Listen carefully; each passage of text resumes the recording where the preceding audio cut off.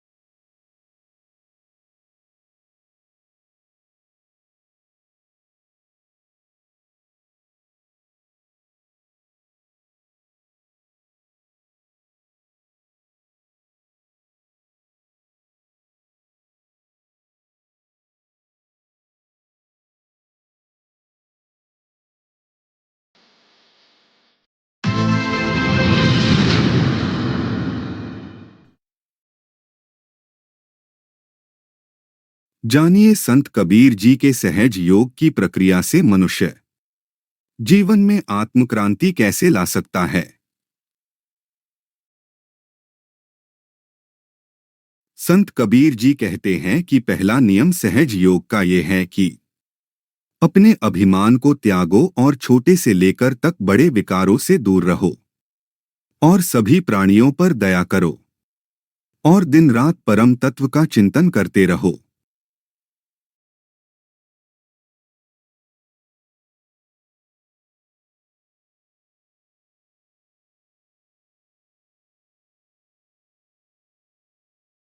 जब साधक जप से सहजयोग प्रारंभ करता है तो वो एकांत में और अंधकार में ही बैठे और जप करते समय श्वास पर सूक्ष्मता से ध्यान रखे।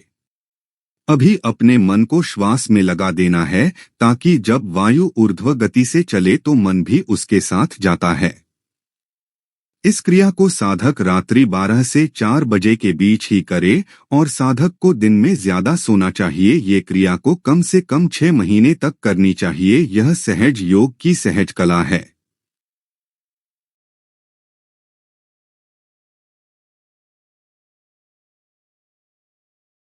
सहजयोग में नियमित भोजन करे और मांस और मदिरा संपूर्ण वर्ज्य करे। अजीर्ण भोजन न करे। काम आवेग को नियंत्रित करे ताकि किसी प्रकार की बाधा न आए। स्त्री दर्शन में हमेशा पुत्री या माता का भाव रखे।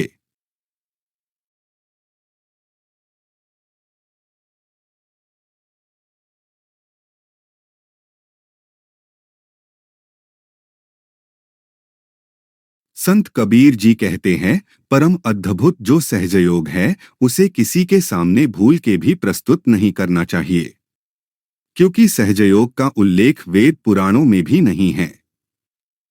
इसे भौतिकवादी नहीं समझ सकते। यह रहस्यमय आध्यात्मिक विषय है।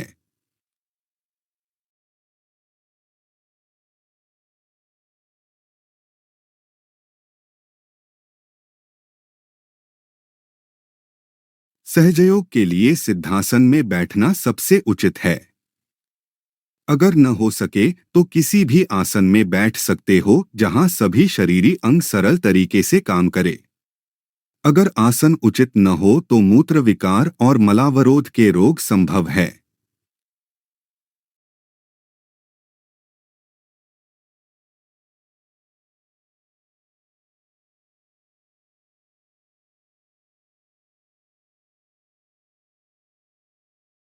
सहजयोग में धीरे धीरे जप आरंभ करें और उसके साथ मन को भी केंद्रित करते जाएं।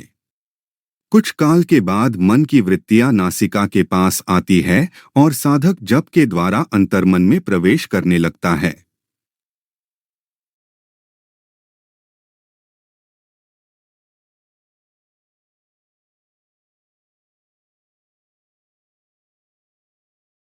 सहज योग में धीरे धीरे क्रम से घंटा, तुरही, तारी, बांसुरी, मृदंग, भेरी, नगाड़ा आदि की ध्वनियां साधक को दूसरी अवस्था में सुनाई पड़ती है।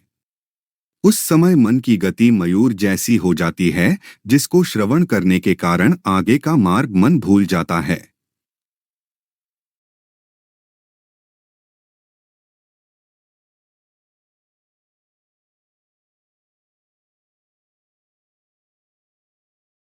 साधक को कुछ दूर और जाने पर ऐसे प्रकाश का दर्शन होता है जिनके रंग 25 प्रकार के दिखाई देते हैं। इसे भी पार करना साधक का कर्तव्य है। ये प्रकृति का प्रकाश है। इसके बाद कुछ दूर पर चंद्रमा की आभा जैसा प्रकाश मार्ग में मिलता है। उसे भी पार कर साधक को आगे बढ़ना चाहिए। थोड़े दूर और जाने पर सूर्य जैसा एक गोलाकार प्रकाश उपस्थित हो जाता है। उस प्रकाश के समीप पहुँचते पहुँचते साधक में दिव्यता आ जाती है और उसको भूत भविष्य की कुछ बातें दिखाई देने लगती हैं।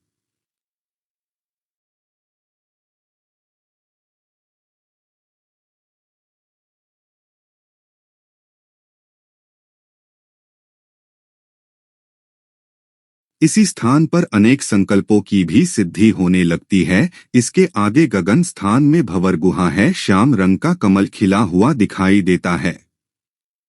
यहीं पर ब्रह्मांड में शुद्ध अमृत का कुंड है, जहां से अमृत बरसता रहता है। इस स्थान पर पहुंचने पर सारी विघ्न बाधाएं समाप्त हो जाती है। किसी प्रकार की इच्छा, आशा, वासना, कल्पना और कलह उस योगी के लिए शेष नहीं रहता।